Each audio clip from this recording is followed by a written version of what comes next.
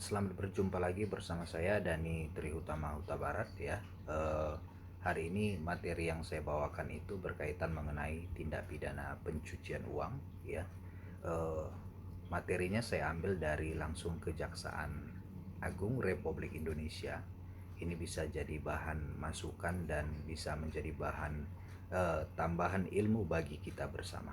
Nah, kita kenali hukum ya, kenali hukum mengenai tindak pidana pencucian uang ya, dimana tindak pidana pencucian uang itu atau selalu disebut dengan money laundering ya, bahwa pencucian uang itu apa sebenarnya. Nah, sebelum itu kita artikan dulu dia. Pencucian uang adalah segala perbuatan yang memenuhi unsur-unsur tindak pidana sesuai dengan ketentuan di dalam undang-undang ini. Artinya Undang-Undang Nomor 8 Tahun 2010 tentang pencegahan dan pemberantasan tindak pidana pencucian uang, itu dasar hukumnya, legalitas ya.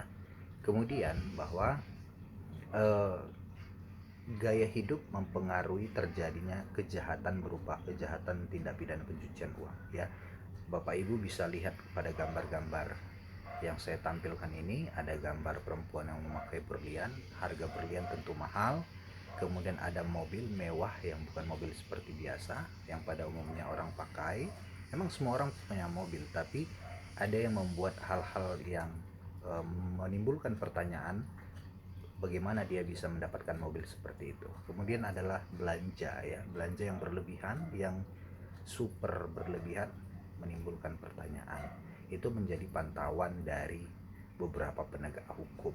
Nah, kemudian bagaimana sih proses dari pencucian uang itu sendiri? Jadi proses pencucian uang itu berawal dari placement. Ada jenis-jenisnya. Placement itu penempatan dana yang dihasilkan dari tindak kejahatan ke dalam sistem keuangan. Jadi eh, penempatan dana itu dari suatu kejahatan ya, kejahatan yang, jadi mereka melakukan suatu kejahatan menghasilkan uang, kemudian dimasukkan dalam suatu sistem, bisa itu melalui transfer ya, bisa itu melalui investasi. Nah, kemudian ada layering. Layering ini memindahkan, mengubah bentuk dana melalui transaksi keuangan yang kompleks dalam rangka mempersulit pelacakan. Jadi dari layering ini adalah eh, dia berupaya untuk mengelabui atau mempersulit dilacaknya suatu data keuangan yang terjadi. Nah, kemudian tadi ada juga integration ya. Integration ini mengembalikan dana yang telah tampak sah kepada si pelaku sehingga dapat digunakan dengan aman.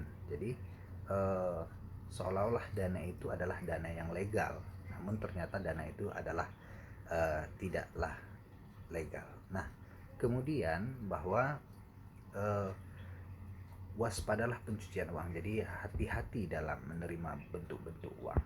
Nah, kemudian ada transaksi keuangan yang mencurigakan. Yang pertama itu menyimpang dari profil karakteristik atau pola kebiasaan transaksi nasabah. Jadi di perbankan atau di kegiatan eh, keuangan lainnya, pembiayaan lainnya, itu dia melakukan transaksi yang tidak biasa, sama seperti halnya kita yang biasanya menabung, yang menyimpan uang, mentransfer yang tidak begitu besar, tiba-tiba begitu besar. Misalkan kita biasa mentransfer atau menyimpan 500, tiba-tiba kita nyimpan 10 miliar, itu menjadi curiga ya, bertujuan untuk menghindari pelaporan transaksi. Jadi kita tidak melakukan upaya pelaporan harta kekayaan kita, itu mencurigakan. Itu beberapa contoh.